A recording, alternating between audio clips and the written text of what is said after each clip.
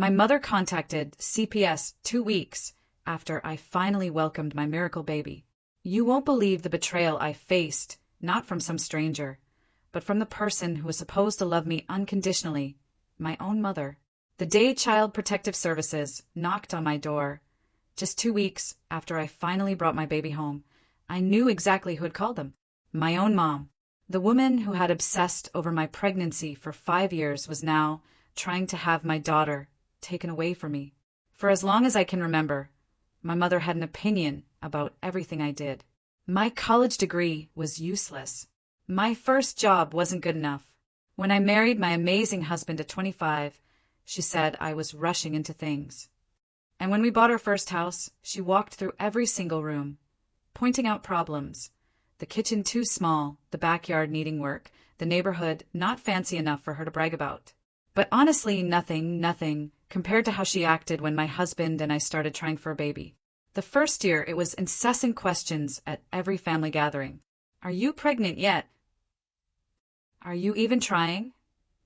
You're not getting any younger, you know. The second year, her unsolicited advice started. She told me to stop exercising, to eat different foods. She'd loudly declare at family dinners that I was probably doing something wrong, since it wasn't happening. By year 3, my husband and I were seeing specialists for different doctors, tests, treatments, hormone shots that left me sick for days. Every single month that passed felt like a funeral. And every month on the 1st, my mother would call, asking the same question. When I'd say no, she'd let out this dramatic sigh, like I was failing her on purpose. She told my aunts I was too stressed for it to work. She told my cousins I'd waited too long and now my body was giving up. She told everyone at church she was praying extra hard for me because clearly I needed all the help I could get. It was suffocating. Then, in year 4, she started suggesting my husband was the problem. The problem. She actually asked, right in front of him at Thanksgiving dinner, if we'd considered using someone else. She said it like she was asking about the weather. My husband didn't speak to her for 2 months after that. Her response? He was being dramatic and couldn't handle the truth. Year 5. We tried one last treatment. Our doctor said the odds were low, but we had nothing left to lose. And then a positive. I sat on the bathroom floor and cried for an hour, pure overwhelming relief. I called my husband first, then my best friend. I waited 3 days to tell my mother. I needed those 3 days to just be happy without her voice in my head. When I finally told her, she screamed so loud I had to pull the phone away from my ear. But her joy quickly morphed into a takeover. Immediately, she started making plans. She'd be in the delivery room. She was taking 2 weeks off work to stay at our house and help. She picked out a name for our baby without asking me. She bought a crib for her house before I even had my first ultrasound. Clothes, bottles, blankets, a stroller. She set up an entire nursery in her guest room for a baby that wasn't even born yet. I tried to set boundaries. I told her my husband would be the only one in the delivery room. She cried for 4 days straight. She called my aunts, telling them I was shutting her out of the most important moment of her life. She claimed she'd earned the right to be there after everything she'd been through waiting for this grandchild. I told her we'd already chosen a name for our daughter, after my husband's grandmother, who passed away the year before. My mother said the name was plain and boring. She kept calling the baby by her chosen name anyway, every phone call, every visit on purpose. I told her we needed the first few weeks alone, just us, to figure things out as new parents. She actually laughed at me. New mothers don't know anything, she sneered. You're going to mess up your own child if you don't have someone experienced there to guide you. I raised you just fine, and you turned out okay. The delivery was long and hard, but our daughter was perfect. 7 pounds, 10 fingers, 10 toes, a full head of dark hair. We spent the first week just staring at her, holding her, crying happy tears, running on no sleep but not caring at all. After 5 years of wanting her, she was finally here. Then, my mother showed up on day 3. Without calling, she walked right in and stayed for 7 hours, even though we kept saying we were exhausted.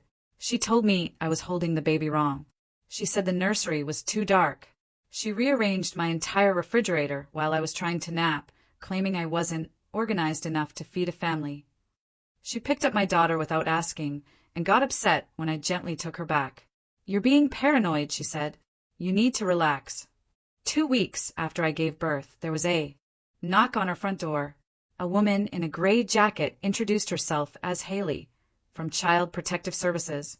She said they'd received a report about a newborn living in an unsafe home environment. She asked to come inside. My hands shook as I stepped back, letting her in. My daughter slept peacefully in her bassinet in the living room. Haley pulled out a small notebook and clicked her pen, her gaze sweeping through our home. My husband came out of the kitchen, towel in hand, his face morphing from confused to worried in seconds. Haley showed him her badge. She asked to see the nursery. I led her down the hallway to the small room we'd painted a soft green. She took photos with her phone, checked the closet, the temperature, asked where the baby slept at night. Sometimes in the bassinet, sometimes in the crib, I admitted, depending on how tired we were. She wrote that down. Back in the living room, she asked to see the kitchen. She opened the refrigerator. Milk, eggs, some leftovers, fruit starting to go bad. She took a photo, asked how often we grocery shopped. "Delivery orders now," I explained. "Leaving the house feels impossible." She nodded, writing more. Haley sat us down on the couch. My husband gripped my hand, his palms sweating. She asked about my pregnancy, my delivery. I explained the high risk, the 18-hour labor, the emergency procedure, but stressed our daughter was healthy. She asked if I was seeing a doctor for postpartum care. Yes, my 2-week checkup is Friday. She asked if I felt depressed or anxious. Of course, I feel anxious. I shot back. A stranger from Child Services is in my house taking pictures. She asked if my husband and I fought. He spoke up. "No, we don't fight. We're exhausted, but we're not fighting." Haley asked if anyone else lived here. "No, just us and the baby." Then she asked if family visited often. My throat tightened. "My mother visited 3 days ago," I managed. "How did that go?" she asked. I didn't know what to say. My husband squeezed my hand. "It was fine," I lied. "She stayed longer than we wanted, but it was fine." Haley looked at me for a long moment, then wrote something down. She stood up, walked to the bassinet. My daughter was still sleeping. Haley looked at her for maybe 30 seconds without touching her. Then she came back and sat down. She explained it was standard procedure. Someone had called, claiming unsafe conditions. They had to investigate every report. She said she'd need to come back in 3 days for a follow-up. Then she left. I sat on the couch, holding my daughter after Haley drove away. My husband paced, running his hands through his hair. Someone reported us. Someone said our home was unsafe. Someone said we were bad parents. My daughter made a small noise in her sleep, and I looked down at her perfect face. 3 days ago, my mother showed up without calling. She criticized everything. My holding the baby, the dark nursery. She rearranged my fridge, throwing out food. She took the baby from my arms. I asked for her back. "You're being paranoid," she said. "New mothers always think they know best, but they don't." We were exhausted, I told her. We needed her to leave. She got upset. "Ungrateful," she called me. She slammed the door on her way out. I looked at my husband. I said her name. He stopped pacing. I called my mother that evening after we put the baby down. My hands shook as the phone rang.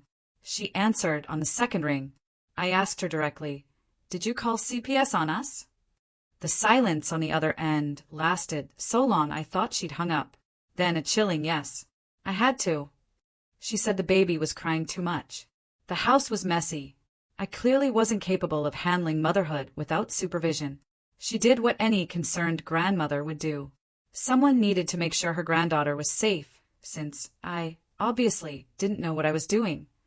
My voice came out louder than I meant it to. I said the baby cries because that's what babies do. The house was messy because we had a 2-week-old. There was nothing unsafe about our home. She talked over me. "You're being defensive because you know I'm right.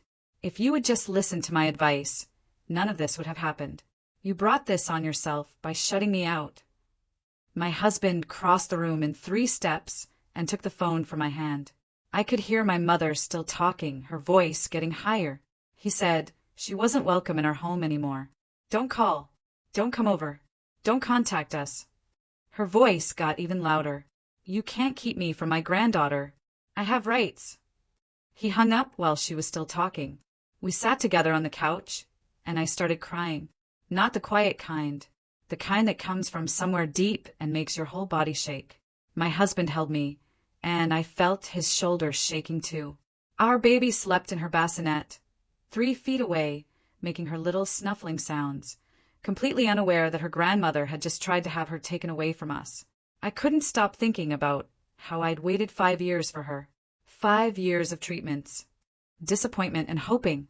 And now, 2 weeks after she was finally here, my own mother had called strangers to our house to say we weren't fit to take care of her. Haley came back 3 days later. The house looked exactly the same. I'd been too scared to change anything in case it made things worse. She walked through again. My daughter was awake this time, doing tummy time on a blanket. Haley watched her, then sat down. Everything looked fine, she said. The house was clean enough.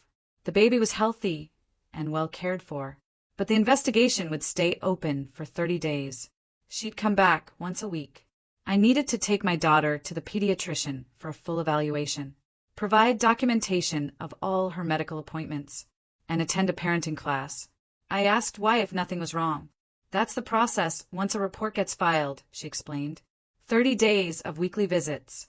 30 days of proving I knew how to be a mother. 30 days of having my parenting examined and judged.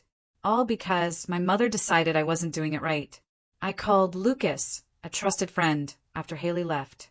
I needed someone who wasn't family to tell me I wasn't crazy for being this angry. He answered on the first ring, and I started talking before he could say hello. I told him everything. The CPS visit. My mother admitting she made the call. The ongoing investigation. He didn't say anything for a few seconds. Then, Isabella and I are coming over. I said he didn't have to. He said they were already in the car. They showed up an hour later with bags of groceries. Isabella went straight to the kitchen. Lucas sat with me and let me talk. He listened to all of it. Then Isabella came out and told me to take a shower. A real shower. She'd watch the baby. I said I couldn't leave her. Isabella picked up my daughter, sat in the rocking chair, and said, "Go." I went upstairs and stood under hot water for 20 minutes. When I came back down, Isabella was crying. Still holding my daughter, rocking her gently, but tears ran down her face. She looked at me and said she couldn't believe anyone would do this to a new mother. She said what my mother did was cruel. Hearing someone else say it out loud made something crack open in my chest. My mother started calling my aunts the next day. My phone buzzed with messages. Aunt Linda said I needed to forgive my mother. Cousin Sarah said family sticks together. Aunt Kendall called and said my mother was heartbroken. She only wanted to help. I didn't respond to any of them. My mother was telling everyone her version of the story. I shut her out. I rejected her help. The house was filthy. The baby was neglected. She had no choice. She was making herself the victim. She was making me the villain. And people were believing her because they'd known her longer than they'd known the truth. I started keeping a journal that week. Every phone call, every text, every time my mother tried to contact us. Lucas gave me the name of a family law attorney, Gregory Woodard. I called his office. When I went in 2 days later, he asked me to tell him everything. I brought my journal. I showed him messages from my mother where she said she had every right to call CPS, where she said I was an unfit mother, where she said she'd do whatever it took to protect her granddaughter from me. Gregory read through everything. He said I needed to document everything from now on, every interaction. He said if this escalated, we'd need evidence of a pattern. He used the word harassment. He said what my mother did could be considered harassment and boundary violations. We might need legal protection. I left his office feeling sick. Haley came for her second weekly visit. This time, she seemed different, less formal. She checked on the baby, asked how I was sleeping. Not great, I admitted. She nodded. Then, off the record, she said, grandparent calls are common, usually from control issues, not actual safety concerns. She saw nothing that raised red flags. My baby was loved and cared for. She still had to complete the 30-day investigation, but she wanted me to know she understood what was really happening. I asked her what to do. "Keep doing what you're doing," she said. "Take care of your baby. Document everything. And don't let your mother back in the house." For days after Haley's last visit, my mother's car pulled into our driveway at 7 a.m. I was feeding the baby. She wrestled an expensive-looking stroller out of her trunk, shopping bags hanging from both arms. My husband came downstairs, saw her, grabbed his phone, and started recording. The doorbell rang 3 times. Hard. Then she started pounding. "I forgive you for overreacting." Her voice carried across the quiet street. "Every new mother gets emotional. We can move past this misunderstanding if you just admit you need my help." She said she brought gifts, expensive things. She was the baby's grandmother. She had rights. She started crying loud, sobbing sounds echoing down the street. I saw curtains moving in the neighbors' windows. She wailed about how cruel I was being, how she'd waited 5 years for this. Grandchild. My husband kept recording. The baby started fussing, picking up on my stress. My mother stayed on the porch for 20 minutes, alternating between crying and yelling. She threatened to tell everyone what kind of daughter I was. Finally, she left, but not before leaving all the bags and the stroller on our porch like some kind of shrine. My husband's parents showed up that Friday evening. They'd driven 4 hours. His mother walked in with 2 casserole dishes, his father with grocery bags. They hugged us both, didn't ask a single question about the mess. His mother took the baby and told me to take a shower. A real one. When I came out, she was rocking my daughter. His father was reorganizing our fridge with the food they'd brought. We ate dinner. They held the baby while my husband and I actually ate at the same time. After dinner, his mother asked to talk. She told me about her own mother, how controlling she'd been, how she'd tried to get into the delivery room, criticized everything. She had to set boundaries when my husband was 6 months old. Her mother didn't speak to her for a year. "It was the hardest thing I'd ever done," she said, "but also the best thing for our family. Protecting your child from toxic people is the most important job a mother has, even when that toxic person is your own mother." She held my hand while she talked, and I cried for the first time since the CPS visit. They stayed the whole weekend. Night shifts with the baby so we could sleep. Cooking. Laundry. Just being there without making us feel like we owed them anything. On Monday morning, my phone started buzzing before 8. Text messages from cousins I hadn't heard from in months.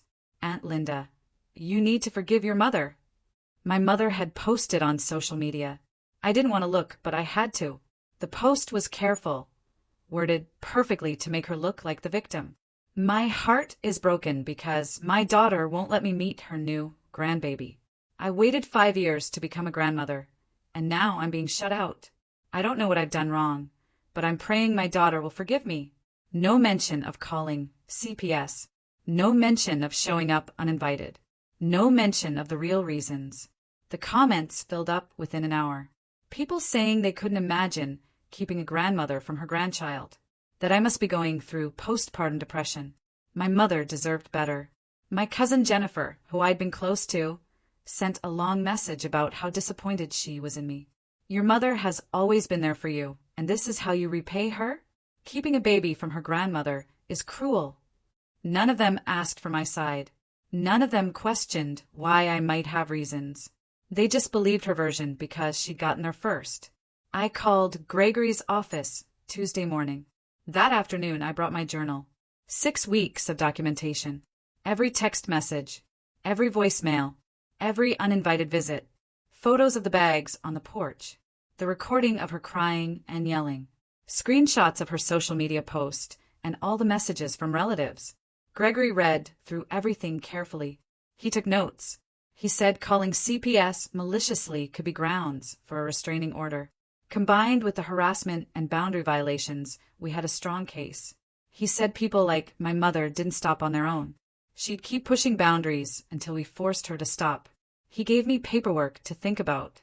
Haley called on Thursday. The CPS case was officially closed. No findings of abuse or neglect.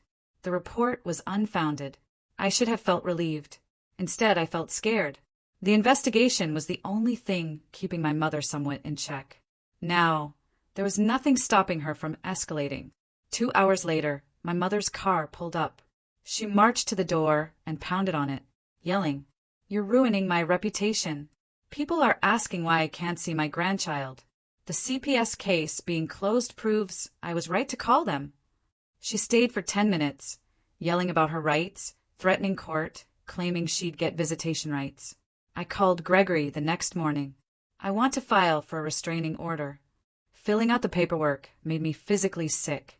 I had to describe my mother as a threat. Write down that she called CPS with false reports. Describe her showing up uninvited. Explain the harassment. Say my own mother was a danger to my child. My hand shook while I wrote. Gregory helped me organize everything. We'd file Monday morning. I went home and couldn't eat. I kept thinking about what would happen when my mother found out, about the rest of the family, about my daughter growing up without a grandmother. But then I thought about my daughter growing up with my mother's constant criticism and control. And I knew I had to protect her from that. My phone started ringing Sunday night. My mother's sister, Aunt Linda, called first. She yelled at me for 5 minutes straight. "You're tearing the family apart. Your mother is heartbroken. You should be ashamed." Aunt Kendall called next. My cousin Sarah texted, "You've gone too far." My cousin Jennifer called and said she was done with me. "You've changed since having the baby. You've become cruel and selfish. Your mother deserves better than a daughter like you." None of them asked what my mother had done. None of them wanted to hear about the CPS call or the harassment. They just knew I was taking my mother to court, and that made me the villain. I realized how many people believed her version without ever asking for mine. How many relationships were going to end. But I also realized those relationships were based on believing my mother's lies, and maybe they weren't worth saving. Gregory filed the restraining order paperwork Monday morning. 2 weeks later, the hearing. My mother was there with Aunt Kendall. She looked at me like I'd stabbed her. Aunt Kendall glared at my husband. I felt like I might throw up. My mother testified first. Her voice shook. She was just a concerned grandmother worried about my mental health. I'd always been unstable. Having a baby made me paranoid. She only called CPS for the baby's safety. She tried to help, but I pushed her away. All she wanted was to be part of her grandchild's life. Aunt Kendall testified next, echoing the same sentiments. Then it was my turn. Gregory walked me through the timeline. I showed the judge my documentation. I explained how my mother had criticized every decision I'd made my whole life, how she tried to take over my pregnancy and delivery, how she showed up uninvited 2 weeks after I gave birth. I told him about the CPS call and how she admitted to making it. I showed him the text messages where she said she'd do whatever it took to protect her granddaughter from me. I played the recording of her crying on my porch. I showed him the pattern of harassment over 6 weeks. The judge read through everything. He asked my mother if she'd really called CPS. Yes, she said, legitimate concerns. Had she shown up after being told not to? Yes, I have a right to see my grandchild. He looked at the documentation again. Then he granted a 1-year restraining order. She had to stay 100 yards away. No contact. 3 weeks went by. I started to feel like maybe we could breathe. My daughter was growing, hitting milestones. I was learning to trust my instincts without my mother's voice in my head. Then our neighbor knocked on our door. She'd seen my mother's car drive past our house multiple times that day. Slow, looking at our house. My husband checked our security camera footage. Sure enough, my mother had driven past 6 times between 4 and 7 p.m. She was testing us to see if we'd actually enforce the restraining order. I called Gregory. He told me to call the police immediately. I did. An officer came. He looked at the footage. Clear violation. They'd contact my mother. Warn her another violation meant arrest. Hearing those words, arrest for my own mother, it made my stomach turn. But then I looked at my daughter, sleeping in her bassinet, and remembered why I was doing this. The next 2 months felt like slowly coming up for air after being underwater. My daughter started sleeping longer stretches. She smiled for the first time, reached for toys. I learned her different cries. I started trusting myself. The voice in my head that sounded like my mother, always criticizing, started getting quieter. Some days I barely heard it at all. My husband and I found our rhythm as parents. We split night feedings, laughed when she spit up on our nice clothes. We had our first family outing to the park. It felt normal. Good. I joined a new moms group. It felt good to be normal for a few hours each week. Then one afternoon my phone rang. Unrecognized number. I almost didn't answer, but something made me pick up. It was my aunt, my mother's younger sister. She needed to talk. Her voice sounded different, softer, less angry. I told her she could come over the next day. When she arrived, she sat on the edge of my couch. She didn't even ask to hold the baby. She said my cousin had shown her the court documents from the restraining order hearing. She'd read the whole timeline, everything my mother had done. She said she never knew it was that bad. She'd seen my mother be controlling, but figured it was just her personality. She didn't realize how far it had gone. She apologized for not supporting me sooner, for believing my mother's version. She understood, now, why I had to protect my daughter. "I'm so sorry," she whispered. I started crying and couldn't stop. Having someone from my family actually see what happened and validate that I wasn't crazy or cruel meant more than I could put into words. She stayed for an hour. We talked about everything. She told me stories about growing up with my mother, how she'd always been this way. It helped somehow, knowing this wasn't about me failing. This was just who my mother was. 5 months after that CPS worker knocked on my door, I sat in the nursery rocking my daughter to sleep. The room was quiet, her soft breathing, the creak of the rocking chair. She was getting so big already. Her newborn clothes didn't fit anymore. She was starting to recognize faces, smile when she saw me. I looked down at her perfect little face and felt something I hadn't felt since before she was born. Peace. Real peace. Not the absence of problems, but the presence of safety. The restraining order was still in place for 7 more months. My mother's sisters still didn't talk to me, except for that one aunt. Some cousins had taken sides, and I'd probably never get those relationships back. I still had complicated feelings about losing my mother. Sometimes I missed her. Sometimes I felt guilty. Sometimes I wondered if I'd overreacted. But then I'd look at my daughter and know I did the right thing. She was safe. She was loved. She was growing up in a home where she wouldn't learn that love meant control and criticism. That was what mattered most. This journey was incredibly hard, but it taught me invaluable lessons about self-worth and fierce protection. Have you ever had to draw such a hard line with a family member to protect your peace or your children? What did you do, and how did it turn out for you? Tell me your stories in the comments below. I'd really love to hear them.